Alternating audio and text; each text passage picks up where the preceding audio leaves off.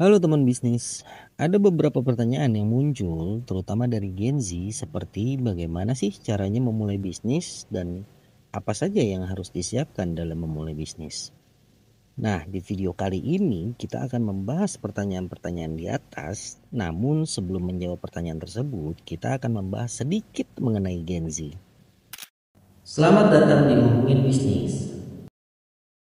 Dilansir dari infografis liputan6.com, Gen Z itu lahir di tahun 1997 hingga 2012 atau yang saat ini berumur 12 tahun hingga 27 tahun.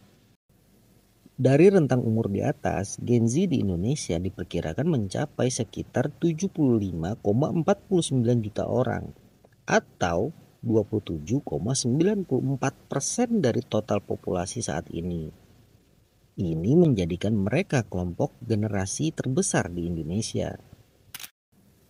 Rata-rata pengguna internet Indonesia termasuk Gen Z menghabiskan 8,5 jam per hari untuk online.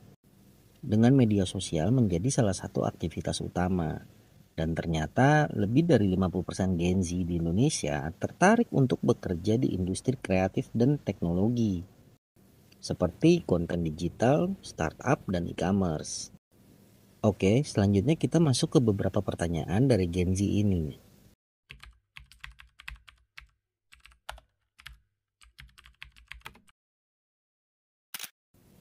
Bagi kebanyakan orang, hal ini merupakan pertanyaan sederhana.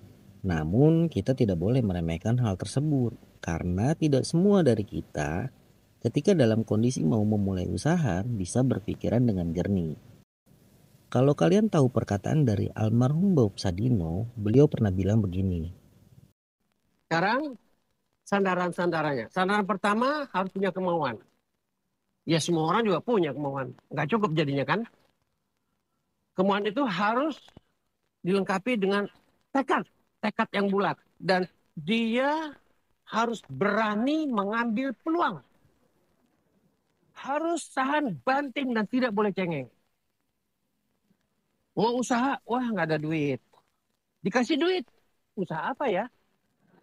Dikasih tunjuk usahanya, wah gimana pemasarannya? Kalau orang kayak gitu mati aja dah udah. Dari video tersebut, kita bisa menyimpulkan bahwa tidak semua orang memiliki rencana. Tidak semua orang memiliki keinginan. Jadi, hal yang pertama harus dipersiapkan adalah rencana dan keinginan yang kuat. Untuk memulai bisnis harus memiliki rencana. Rencana tersebut dimulai dari mempelajari apa saja peluang yang ada di sekitar kita. Dari situ kita pilih mau bisnis apa. Setelah tahu mau bisnis apa, hitung berapa modal yang harus disiapkan. Tentukan siapa market atau calon pembelinya. Pelajari juga siapa kompetitornya dan berapa banyak jumlah kompetitornya. Lalu cari tahu berapa harga yang dijual oleh kompetitor tersebut. Bagaimana tes atau rasa jika bisnis tersebut di bidang kuliner.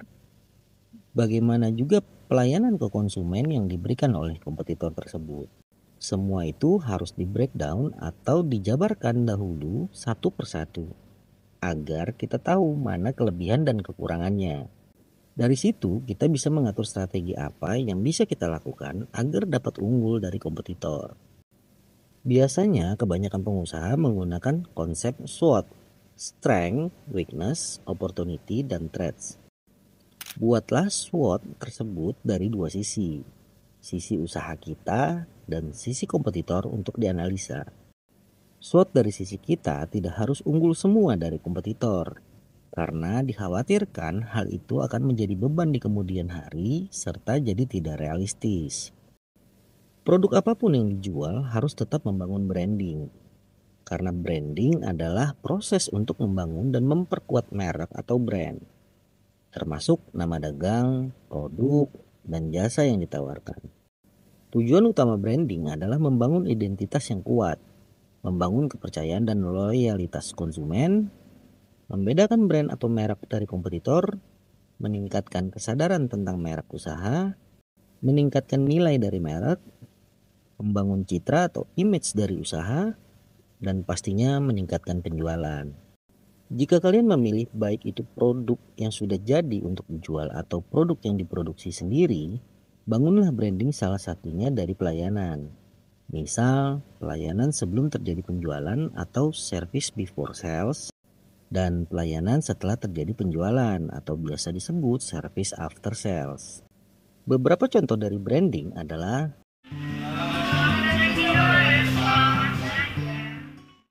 pasti kalian sering kan mendengarnya. Hal itu dilakukan oleh karyawan Indomaret di seluruh outlet yang ada. Kenapa seperti itu? Tujuannya adalah message atau pesan yang ingin disampaikan oleh perusahaan ke masyarakat agar bisa disalurkan. Salah satu pesannya adalah keramahan karyawan Indomaret kepada pelanggan mereka. Contoh brand lain yang memakai branding tagline yang sangat kuat adalah iklan Tenggo. Berapa lapis? Ratusan. Ada juga Indomie. Indomie seleraku. Disadari atau tidak, hal itu adalah bagian dari sebuah branding. Jadi, branding itu harus terus-menerus diulang sampai konsumen secara sadar atau tidak sadar ingat tentang brand tersebut.